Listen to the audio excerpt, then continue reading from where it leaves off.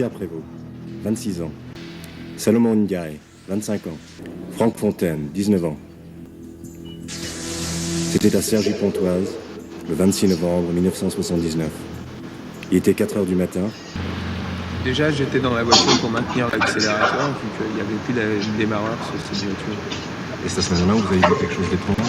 J'ai aperçu comme une boule qui descendait du ciel, une traînée lumineuse. Vous avez décidé de... J'ai décidé d'aller voir ce qui se passait sur place, quoi. Je me suis dit, on ne sait jamais, s'il y a quelque chose comme ça, je peux être utile. Peut-être simplement par curiosité aussi. Pendant ce temps, Salomon et... Jean-Pierre était remonté chercher de la marchandise et Salomon un appareil photo. Alors, l'objet, il est parti de sur la droite là-bas et est descendu en oblique comme ça. Vous savez quelle forme? D'une traînée lumineuse. À peu près à quelle distance vous pensez que c'était? Les autorités ont estimé 300-400 mètres. J'ai démarré, je suis sorti du parking et arrivé au niveau de la route, il n'y avait plus rien. Alors j'ai continué, j'ai décidé de faire demi-tour là-bas. Et arrivé à ce niveau-là, j'ai aperçu une petite boule qui oscillait dans le champ, là, par là. Et la voiture s'est arrêtée. La petite boule, elle est venue se mettre sur le capot, je me suis retrouvé dans le brouillard. À quoi ressemblait l'objet que vous avez aperçu dans le ciel? C'est-à-dire que de temps, c'était blanc, opaque, et puis ça faisait comme un cigare. Moi, ce qui m'a fait penser à une fusée de 14 juillet, c'est qu'à la fin, c'était pas très net. Ça faisait pas un cigare vraiment, une forme rectiligne. Ça faisait très net à l'avant et à la fin, c'était très flou. Là, effectivement, j'ai constaté aussi que la voiture était complètement prise dans une sphère de brouillard. Il y avait 3 ou 4, je me souviens plus, je suis pas précis là-dessus, 3 ou 4 petites sphères qui tournaient tout autour. Bon, ça s'est passé très vite. Les sphères se sont incorporées à la grosse. Et à ce moment-là, quand tout a fait plus qu'une seule masse, il y a comme un énorme cigare qui est sorti sur la gauche de la sphère et qui a fait office d'aspirateur. Tout le restant s'est engouffré dedans et c'est reparti à une vitesse pas possible. Et là, on s'est précipité à la voiture, c'est là qu'on a vu que Franck avait disparu. Bon, il y a un deuxième point, c'est quand on s'est remis là, qu'on est arrivé à la voiture était plus sur la gauche de la route, mais sur la droite et en biais. Entre-temps, il y a eu un déplacement de la voiture aussi. Il y avait à hauteur de la portière, côté chauffeur, une petite boule qui était grosse comme ça. Comme une balle de tennis, quoi. Une balle de tennis, ouais, qui quand même d'apparence avec une consistance, ouais. Mais toute blanche, très lumineuse. Et cette boule a fait le tour de la voiture. Et la portière s'est dans un premier temps ouverte et refermée. Et la voiture, comme si quelqu'un la mettait en route 2 fois de suite, alors que c'est absolument impossible, puisqu'il n'y avait plus de démarreur du tout. Bon, et après, donc cette boule a fait le tour de la voiture, elle a laissé un lacet. Et une fois que les 2 coups de contact ont été mis pour essayer de démarrer la voiture, le lacet s'est refait dans l'autre sens, ça a refait une boule qui est repartie à une vitesse pas possible. Un quart d'heure après, pour moi. Vous étiez où? À cet endroit-là. La voiture avait disparu. Ah ouais, ça faisait 8 jours. Allez, bonjour la commu, bienvenue dans ce 5e numéro de Fake Story, le jour où l'esprit critique s'arrêta. Donc vous venez de voir une petite vidéo qui parlait d'un cas d'OVNI à Cergy-Pontoise. Donc on va essayer de condenser, puisque c'est le principe de Fake Story, ce que disait la presse à ce moment-là. Donc dans la nuit du 25 au 26 novembre 1979, ce sont ses potes qui donnent le récit. 3 ou 4 petits cercles tournaient autour de la voiture. Quand les sphères sont reparties dans une sorte de cigare lumineux, Franck avait disparu. Franck, donc 19 ans, n'est plus là, assure Jean-Pierre Prévost. Ce 26 novembre à 5 h du matin, c'est Salomon qui téléphone au commissariat de Pontoise en disant « Mon copain a été enlevé par un ovni ». Si l'explication laisse plus que perplexe les forces de l'ordre, une enquête est déclenchée car Franck reste introuvable. De nombreuses hypothèses sont vite évoquées, dont le canular, mais l'assurance des 2 témoins oculaires pendant les auditions étonne et donc, étant donné qu'il y a une disparition, une enquête sera mise en place. Au début, on pense aussi éventuellement à un crime, mais la mise en scène apparaît peu efficace pour couvrir un crime. Pendant 8 jours, 2 hectares de champs sont passés au peigne fin. Même la brigade fluviale de Conflans, Sainte-Honorine, respecte les berges de l'Oise et les éclusiers sont prévenus. Bref, on fait des recherches très poussées. Une partie de la presse reste toutefois dubitatif, notamment à cause de la diffusion à la télé, quelques heures avant le début de l'affaire, d'une émission intitulée « Les mystères du ciel » et d'autres du même contexte, comme le 7 novembre, une émission qui présentait l'aventure de Raël, dont on fera une petite vidéo. Mais bon, vous en trouvez 50 000 sur internet, n'hésitez pas à aller voir. Donc, qui a été soi-disant contacté par les ovnis, tient à une secte avec beaucoup de démêlés judiciaires, qui s'est extradé, et qui encore aujourd'hui, d'ailleurs a encore fait parler de lui pendant la pandémie. Le phénomène sectaire, c'est quelque chose à prendre au sérieux. Bon, bref. Et puis il y avait aussi une représentation d'hypnose au Novotel local. Ça, c'est pour le début.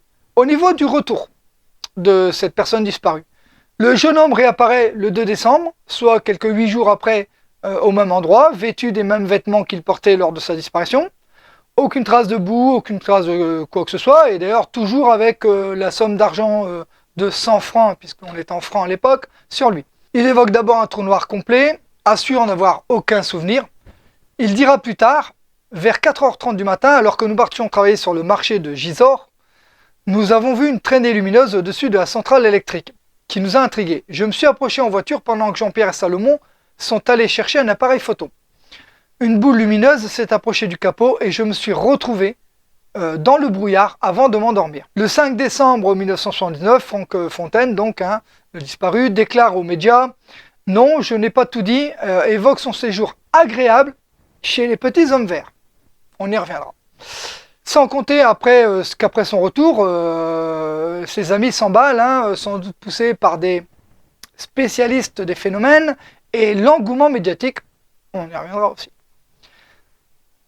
Les suites de cette affaire, donc synthétisées toujours pour le Fake Story, le trio donne quantité d'interviews, puis, aidé par un écrivain passionné, signe le livre « Contact OVNI Sergi Pontoise », reprenant en détail toute l'histoire, et même plus.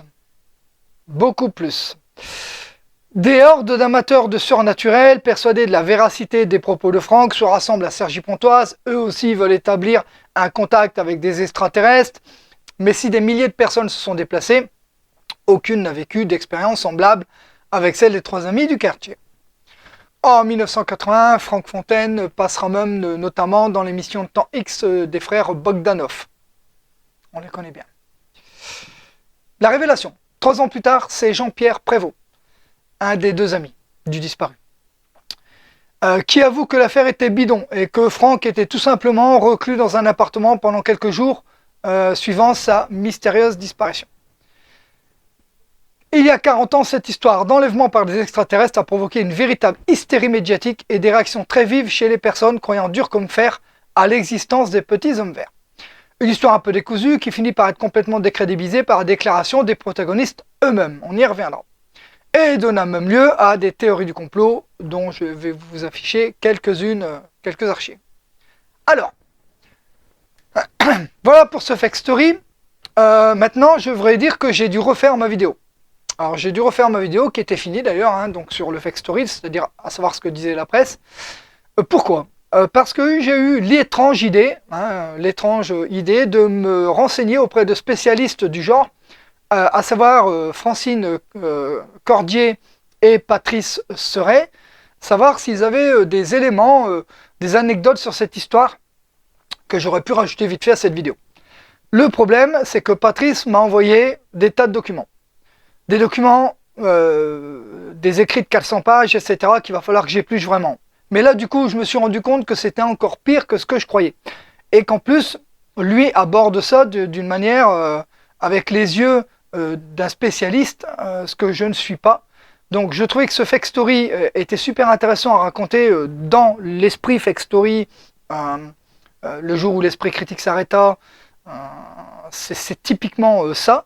Mais je dis d'emblée, je suis en train d'éplucher tout ce que Patrice m'a envoyé, et je les remercie beaucoup d'ailleurs, Patrice et Francine, mais du coup, il va vraiment falloir refaire une autre vidéo là-dessus. Alors je vais essayer de les motiver pour essayer de faire ça avec moi, en vidéo, puisque j'ai peur de ne pas avoir les compétences et le savoir nécessaire pour bien synthétiser tout ce qu'il y a dans ces documents. Mais j'ai appris par exemple notamment que ce cas, alors que pour moi c'était un cas comme tant d'autres, non, apparemment ce cas a vraiment marqué l'ufologie française. Et du coup, je me sens pas de le faire tout seul. Voilà, donc je vais essayer de voir comment je peux faire une autre vidéo derrière, qui viendra complémenter celle-ci, mais j'en reste là pour le Fake Story, à savoir, rappelez-vous, prendre un fake célèbre, et en synthétiser ce qu'en disait la presse à l'époque et nous permet d'avoir un recul aujourd'hui là-dessus. Voilà, donc pour ce Fake Story, on en reste là, mais restez à l'écoute, on fera probablement une autre vidéo, non, pas probablement, on fera sûrement une autre vidéo et on essaiera de la pousser un peu plus, mais j'espère pouvoir faire quelque chose de bien sur ce travail que, je rappelle, je ne maîtrise absolument pas. La seule chose que je connais des ovnis, c'est les films de science-fiction dont je suis friand. Merci à tous, un rendez-vous au prochain numéro.